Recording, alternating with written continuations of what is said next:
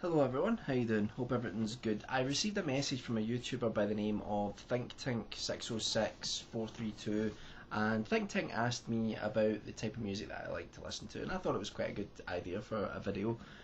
First of all, thank you very much for your question, and the reason that I want to do this video is that I have a bit of a peculiar relationship with music. I heard myself when I listened to it. Not really. I do have a strange relationship with it, and here's the deal, right? I am a musician. I am a musician. I don't know why I said it like that. Like, yeah, baby, I'm in a band. I'm a musician. I've played music since I was very young. I learned to play the piano when I was 3 years old. I got a guitar when I was 5, but I got a guitar because Back to the Future was out at the time. Remember, I must have been 5 or 6, something like that, and I decided that I wanted a guitar for Christmas and a skateboard because I wanted to be like Marty McFly. And I remember getting my guitar, like opening it up and running down to my friend's on Christmas morning, banging on his door. He came to the door like, "What the hell's going on? It's Christmas morning," and 6-year-olds don't talk like that. But anyway, and I've just went, "Hey, look, I got a guitar. Listen to this." And started playing Johnny B. Goode. Only in my mind, what was going on was the end scene from Back to the Future where Marty McFly's playing Johnny B. Goode and rocking out. What was going on was some strange child just polluting the airwaves with my rancid, just battering of this old acoustic guitar that I'd got, and singing Johnny B. Goode badly. But anyway, so I got a guitar when I was 5, and then didn't really learn to play it, but I learned when I was 9 years old because my brother, he had his friend Darren came up one night and tuned the guitar and played it, and my brother's very technically minded, and he got really interested in the technical side of it, and so he started learning to play, and that. I played the piano, and I just sort of, it was weird. It was a really strange thing. I was around my brother and my brother's friend who played the guitar, and then, excuse me, and then I just picked the guitar up one day and I could play it. It was the strangest thing. I'd somehow just like soaked up how to play it by like just watching people. Very odd. And then I learned to play other musical instruments over the years. And I really, from a very early age, I was writing things on the piano from a very early age, but when I was like about 9, I think I wrote like my first sort of proper rock song, and yeah, from then on I wrote. I think I've written about 200 songs, in fact more than that probably. All of them sound slightly different from one another, but yeah, I just spent all these years writing music. The thing is, I loved music, right? I really loved it. And the reason Think Tank asked me about this was because Think Tank had watched my videos and saw that I played music and just thought it would be interesting to hear what type of music I liked because of that. And the reason I say I have a strange relationship with music is that I love to play it, but I don't listen to it that often. And it's a bizarre thing. Now, it's not that I don't like listening to music. I do. I love listening to music, but I just don't do it very often. It's the strangest thing. But I wasn't like that when I was younger. When I was younger, like when I was like 9, I was in my first band when I was 9 years old, and I played. We tried to play like Guns N' Roses songs, and Nirvana. They were the sort of excuse me. They were the sort of main bands that were around at that time, and so tried to learn to play their stuff. And Nirvana stuff's pretty easy to play, but like Guns N' Roses stuff was too complicated for a 10 or 11-year-old. I think I was a wee bit older than 9 actually when I was in that band, but I used to listen to it all the time, and from an early age I'm really sorry for constantly coughing, still trying to go over this.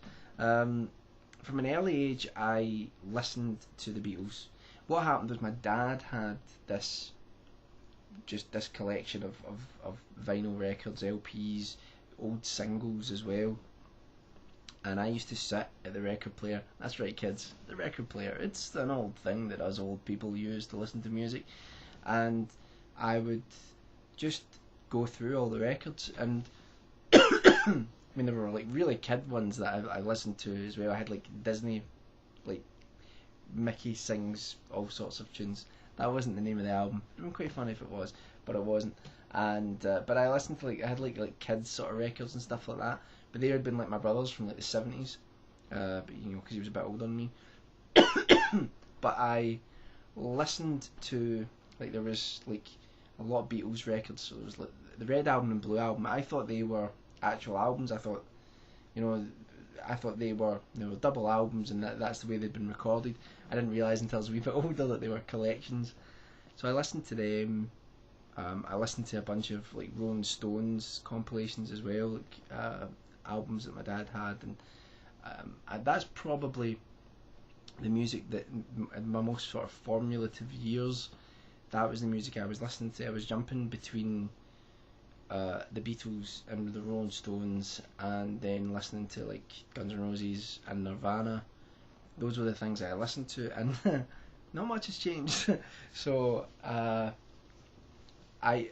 got excuse me. There were other people that I listened to, obviously, but I got to the sort of early mid 90s, and there was a bit of a revolution in Britain at the time. We called it Britpop, where bands like Oasis and Blur and people like that. There was this whole group of bands that came out in the mid 90s, and I loved that time because all of a sudden playing guitar was really really cool again, and that was my niche, that was my thing, amongst all my friends. Even though I had other friends that played music, it was like I was the music guy, like Dick Van Dyke and Mary Poppins.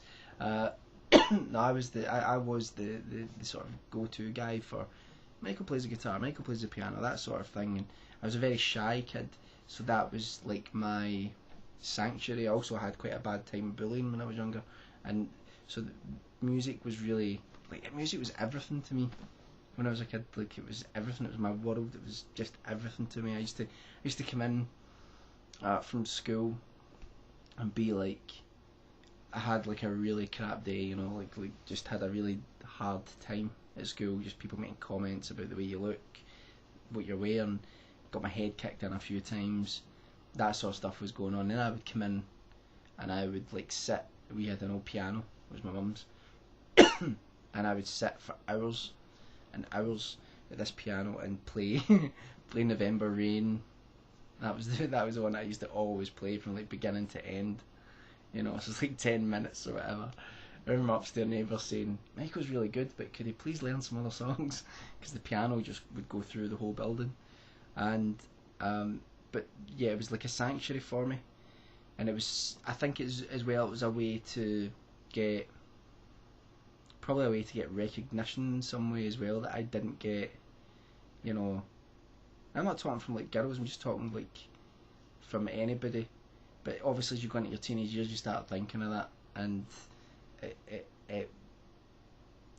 I never realised that I was, and no, I'm not being arrogant, but I was an advanced player for my years, and I never realised the impact. People who would normally not even talk to me because I was in like a completely different social strata, all of a sudden would hear me playing the guitar outside of my music class or wherever, and all of a sudden people would like, alright, and talk to me about things like that and all that. Still didn't make me popular, still kept getting my head smashed in.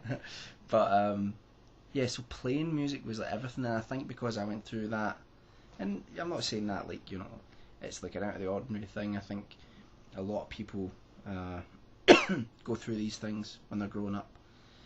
And I was lucky that even though I went through that, I still had some brilliant friends. I wasn't like on my own, but I think that writing songs was like, I just wrote songs. I would write 3 or 4 songs a day.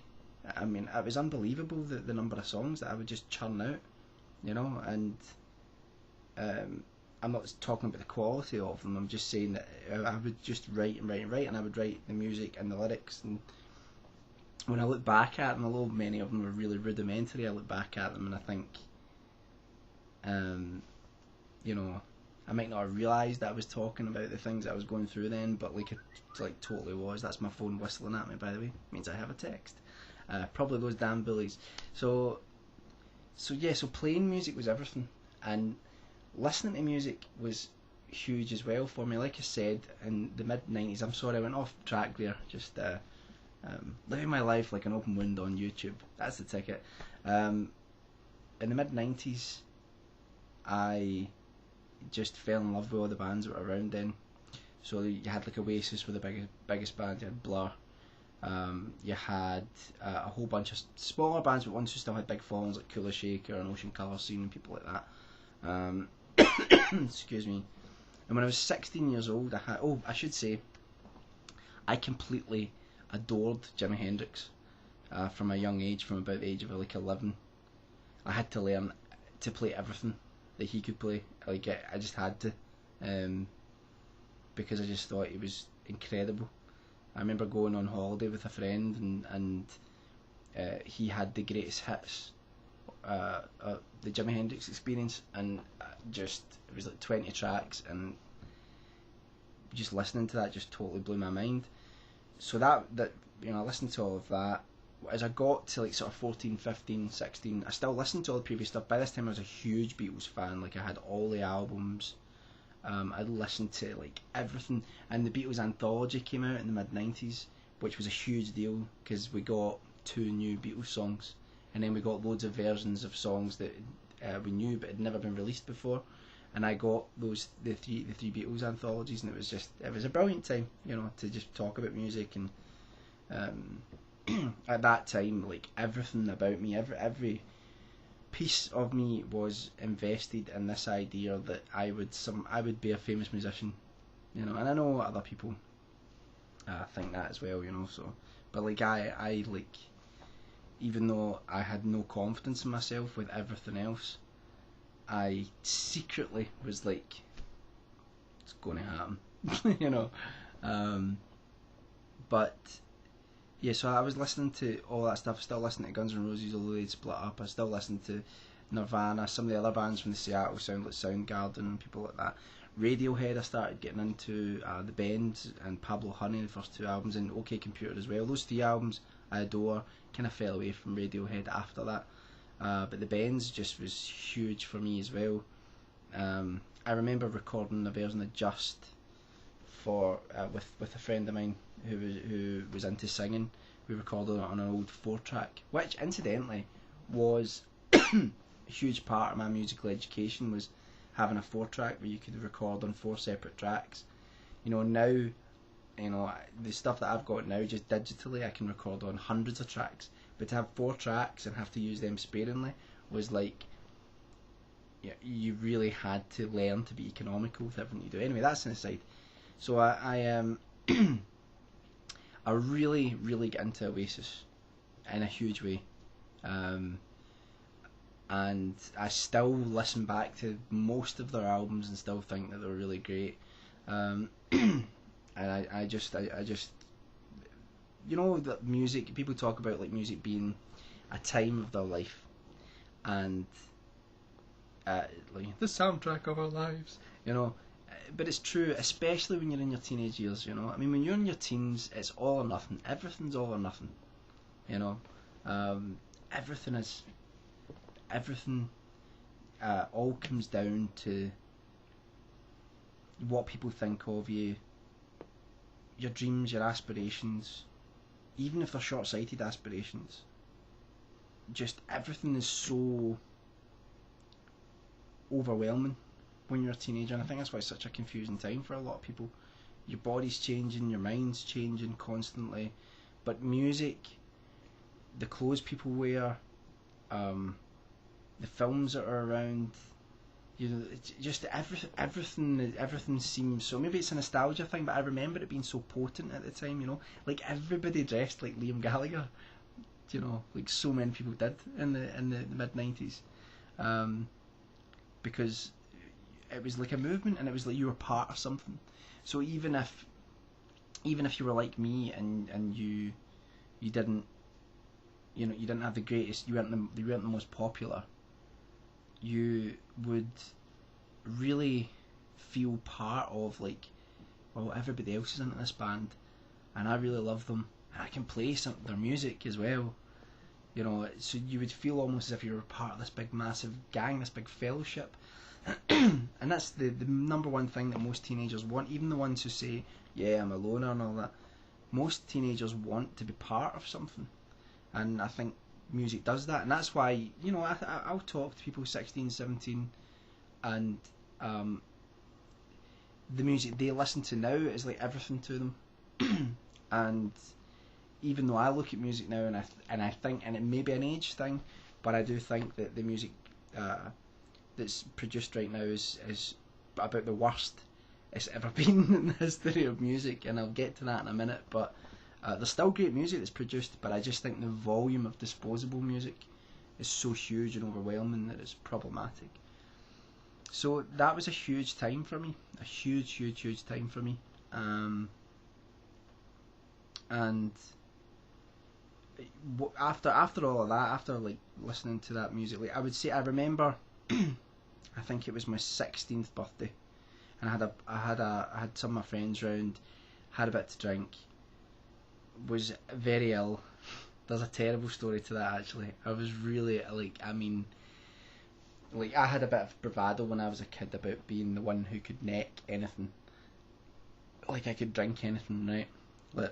And keep it down. But I get drunk really easily. that was the flip side of it. But yeah, people basically I get dared to drink stuff, and it just ended badly, right? But anyway, like I remember like either the next day or the day after, and my friend Andy had left. He'd brought up an album by a band called the Stone Roses, and I'd heard some Stone Roses stuff, but the album that he'd left was called The Second Coming, and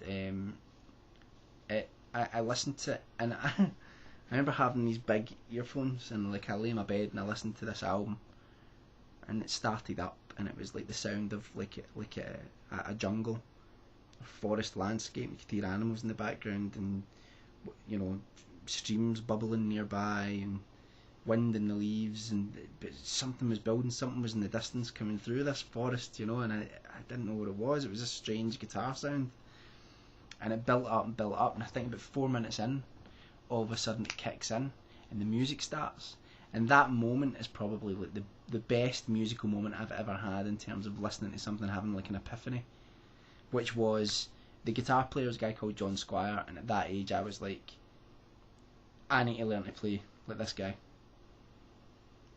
So I like listened to that album, Second Coming, from beginning to end, and I listened to that album to death for years. I mean, to the point now I've probably ruined it for myself, you know, because every now and then I'll pop it on, but I don't really listen to it now because I just listen to it far too much. Anyway, but I learned every lick, every riff, every note on that album I learned, and it what that did for me as a musician, as somebody who was going into like being 17, 18, starting to play gigs with bands in town, was that I stood separate at my age from most of the other guitar players that I knew in the city, because I had learned how to play to a higher level at that point.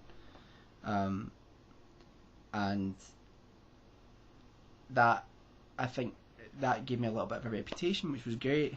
And I started getting known, you know, for a little bit in certain circles for that. But that album just blew my mind, you know, totally blew my mind. And the thing is, I'm going to tell you someone who I listened to at that age, and you're probably going to go, "What are you talking about?" Right? First two albums. Second album in particular, it sounds like charades. 2 syllables. It's a film. No, the second album from this artist, Sheryl Crow. Right? Don't turn off. Her second album is honestly, I think, one of the best rock albums of the last 30 years. It's nearly every song on it. That's when I started getting into listening to songwriters. Bob Dylan. I was listening to people like Simon and Garfunkel. You know, I was listening to people who were songwriters, you know, um, people who really wrote, you know, beautiful lyrics, great melodies, constructed things that would move people, and I was totally immersed in that. And I thought that album was a great example of someone who was really a really great songwriter. And I got that. I listened to that album all the time. I think as well, Bit as well was kind of like probably one of my like there was a massive crush on her at that age. You know, when I think it was like 17. I think I saw the If It Makes You Happy video, and I remember All I Want to Do and all that from before, and it's kind of at that age. You know, you know what I'm saying. So that had an impact on me. I started, let's say, listening to more sort of songwriters. I even but I spread my wings in terms of what I listened to. You know, like my dad had a lot of like old classical LPs as well, and like I would listen to. That's when I found Moonlight Sonata, and I was like, I have to learn to play this on the piano because it's just one of the most beautiful pieces I've ever heard. And I really got into. But I'm not like I don't know a lot about classical music. I really don't. My dad knows far more about it. But I knew what I liked. So I started listening to just everything.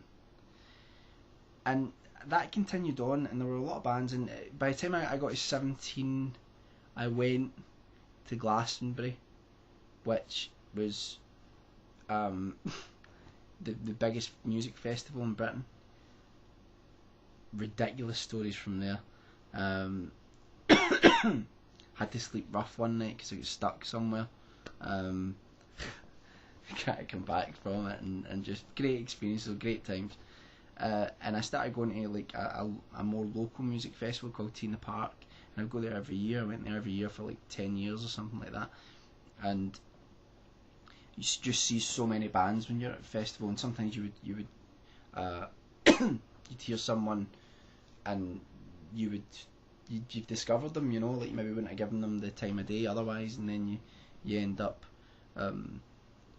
really getting into it. It's funny though how tastes change, right? You take a band like Coldplay, right? Coldplay are very much seen as the boring band, right? If that's what people look on them as, the boring band. Coldplay are the boring band. Coldplay is the band that people in their 40s and 50s listen to when they want to think that they're listening to cool contemporary music, but really they're listening to Coldplay. That's the attitude from a lot of people, and I'm not the biggest Coldplay fan, but I was there at the gig at T in the Park before they broke, and but amongst people who were real into music, we knew that this band were going to be big.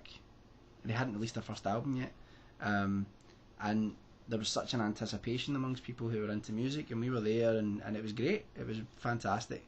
And it's funny because for like the first two albums, Coldplay were seen as like, this band are phenomenal, and then afterwards people started going, nah, they're not really, they're just middle of the road.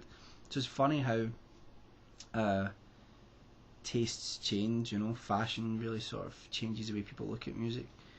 And I was really like, I was listening to a wide range of stuff. Rage Against the Machine, I was a big fan of them.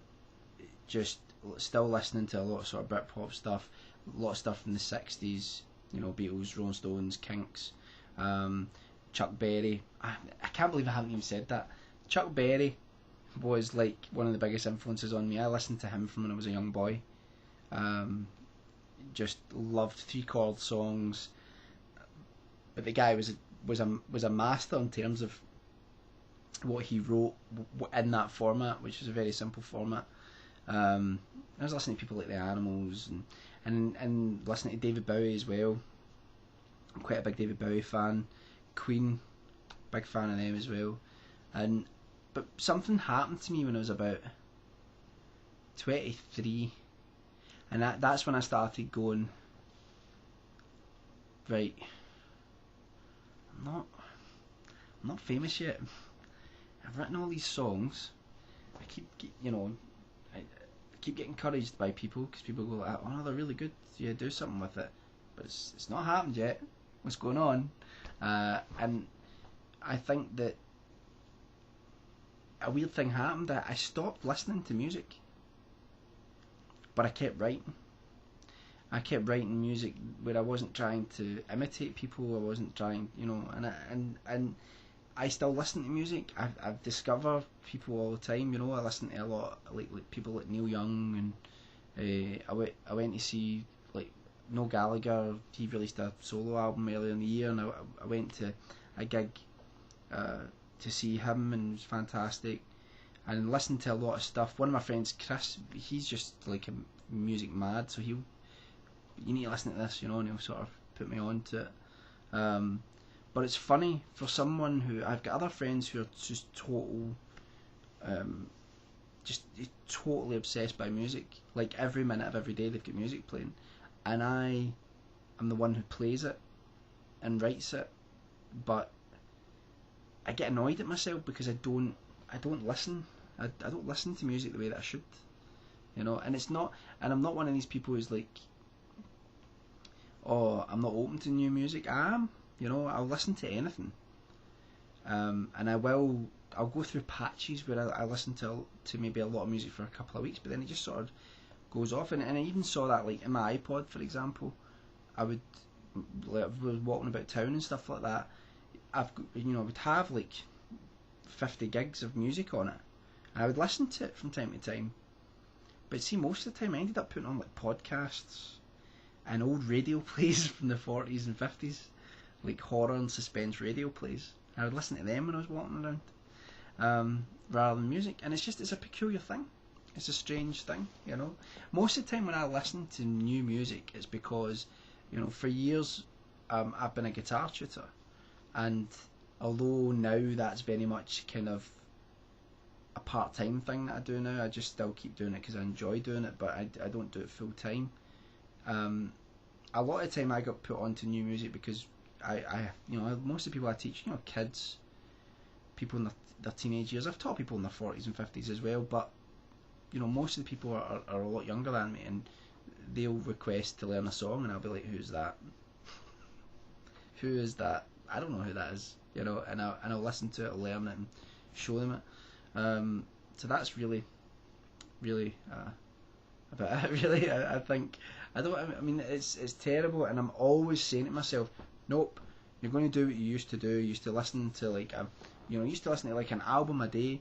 My couch is making farty noises now. I do apologise. I used to listen to like an album a day, or you know, but I just sort of fell out of doing that. Strangest thing. But yet I still write music, I still play, and it's odd. And people say that to me, like, how can you not know who all these, you know, artists are, but yet you're so interested in writing music? It's just weird. It's just weird. I don't know what happened. So I must get back into to listening to music. I mean, let's say I listen to anything. I listen to dubstep, I listen to heavy metal, I listen to folk, I listen to old blues. So I do listen to things. I do listen to new things. It's just that I don't do it very often. It's peculiar. So I'm sorry, this ended up being a little bit of a self-therapy video, I think. Sometimes that happens, but thank you very much for the question. That's kind of what I listen to. And think tank, if you've got any suggestions for stuff that I should listen to, you let me know, and that goes for everybody else as well. If there's anything that you would like me to listen to, then let me know, and I'll go and get it and give it a go. But yeah, I think I don't know how long this video is. Half an hour vlog, really, Mike? Really? Yeah. How many people are actually? Oh, here's a trick, right? How many people are actually still watching? See if you're still watching, right? I want you to type "I'm still watching" in your message below, right? I'm testing you. That's what I'm doing. Yeah, sneaky. I'll be back soon. And if any of you have any other questions or topic videos you want me to discuss, just let me know. PM me, or you know, I mean, Think Tank didn't say go and make a video on this. You're just curious, but yeah, ask away, and I'll make videos, and I'm trying to stop being such a stuttering idiot half the time when I'm speaking. I was listening to a video that I made the other day, and I was like, half the time you're just gaps. You speak with gaps. You use gaps, Mike, like people use words. That's not a good thing. I'd love to be absolutely eloquent, but it just didn't happen. Anyway, I'm going to go to bed now. I hope you're all doing well, and take care. Good night.